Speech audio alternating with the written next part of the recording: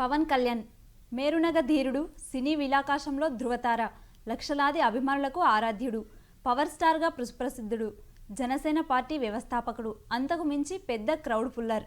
ఆయన పేరు చెబితే చాలు యువరక్తం ఉప్పొంగుతుంది, యువత ఉర్రూతలూగుతుంది. అలాంటి వ్యక్తిని చూస్తుంటే ప్రస్తుతం పాపం అనిపిస్తోంది, నిజంగానే జాలి కలుగుతోంది.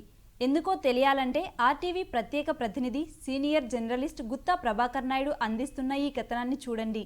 జనసేన అధినేత పవన్ కళ్యాణ్ పరిస్థితి ఇప్పుడు దయనీయంగా మారింది.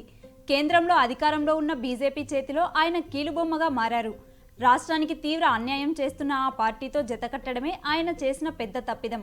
అది ధృతరాష్ట్ర కౌగిలి అని తెలిసినా ఆయన దాన్నే కౌగలించుకున్నారు. ఆత్మహత్య సదృశం అని తెలిసినా ఆయన ఆ పార్టీతోనే జతకట్టారు.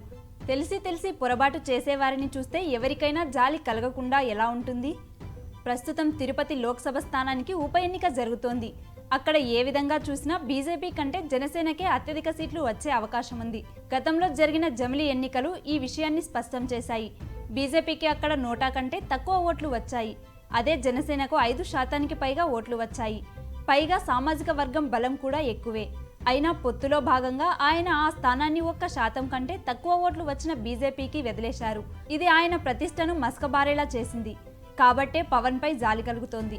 గతంలో గ్రేటర్ హైదరాబాద్ మున్సిపల్ కార్పొరేషన్ ఎన్నికల్లోనూ జనసేన పోటీ చేయడానికి ముందుకు వచ్చింది.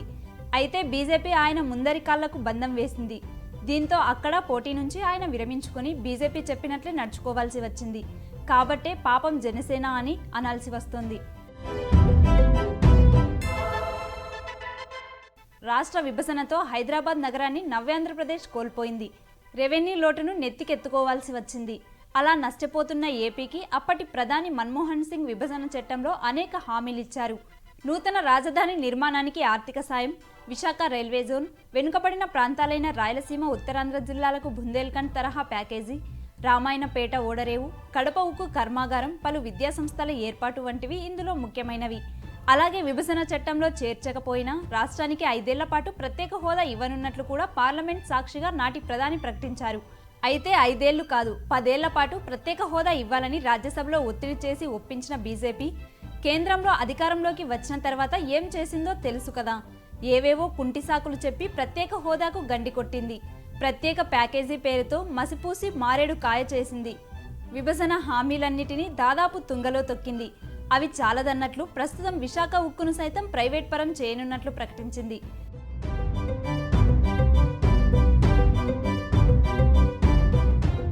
రాష్ట్రానికి అంతగా అన్యాయం చేస్తున్న పార్టీని తన భుజస్కంధాలపై మోయడానికి సిద్ధమైన పవన్ కళ్యాణ్ను చూస్తుంటే ఎవరికైనా జాలి కలగకుండా ఎలా ఉంటుంది? రాష్ట్రానికి ప్రత్యేక హోదా ఇవ్వకుండా ప్రత్యేక ప్యాకేజీ ఇచ్చినప్పుడు పాచిపోయిన లడ్డూలు ఇచ్చారంటూ కేంద్రంపై ఒంటికాలిపై లేచిన పవన్ కళ్యాణ్ ఇప్పుడు పుదుచ్చేరికి ప్రత్యేక హోదా ఇస్తున్నట్లు ప్రకటించి మన రాష్ట్రం ఊసెత్తని బీజేపీని నిలదీయకపోగా ఆ పార్టీకే ఓట్లు వేయాలని అడుగుతున్నారంటే జాలి కలగదా మరి? తిరుపతి ఉప ఎన్నికల్లో బీజేపీ అభ్యర్థి రత్నప్రభ తరపున జనసేనాని పవన్ కళ్యాణ్ ప్రచారం చేస్తున్నారు. ప్రత్యేక హోదాతో పాటు విభజన హామీలన్నిటినీ అట్టకెక్కించిన రాష్ట్రానికి తీవ్ర అన్యాయం చేసిన బీజేపీకి ఓట్లు వేయాలంటూ ఏ ముఖం పెట్టుకొని ప్రచారం చేస్తున్నారో అర్థం కావడం లేదు. అలాంటి పవన్ కళ్యాణ్ పై జాలి కలుగుతోంది. వైసీపీతో బీజేపీకి లోపాయికారి ఒప్పందం ఉందనేది జగమెరిగిన సత్యం. గత సాధారణ ఎన్నికల సమయంలో ఆ రెండు పార్టీలు కలిసి టీడీపీని ఎలా దెబ్బ కొట్టాయో కూడా అందరికీ తెలిసిందే. అలాగే కేంద్రంలోని బీజేపీ ప్రభుత్వ ప్రజా వ్యతిరేక నిర్ణయాలను వైసీపీ ప్రశ్నించదు. రాష్ట్రంలోని వైసీపీ ప్రభుత్వ అరాచకాలను బీజేపీ వ్యతిరేకించదు. అలా అధికార వైసీపీతో అంటకాగుతున్న బీజేపీని పవన్ నెత్తిన పెట్టుకోవడం ఏమిటి? పైగా బీజేపీ అభ్యర్థి రత్నప్రభ రిటైర్డ్ ఐఏఎస్ అధికారిని, జగన్ కేసుల్లో నిందితురాలు. అలాంటి అభ్యర్థికి ఓట్లు వేయాల్సిందిగా అభ్యర్థిస్తున్న పవన్ పై జాలి ఎందుకు కలగదు? పవన్ ను సీఎం చేద్దామని ప్రధాని నరేంద్ర మోడీ తనకు చెప్పారంటూ బీజేపీ రాష్ట్ర అధ్యక్షుడు సోము వీర్రాజు ప్రకటించారు. ఎన్నికల్లో లబ్ధి కోసం బీజేపీ ఎలాంటి గడ్డి కరవడానికైనా సిద్ధమేనని ఆ ప్రకటనతో స్పష్టమవుతోంది.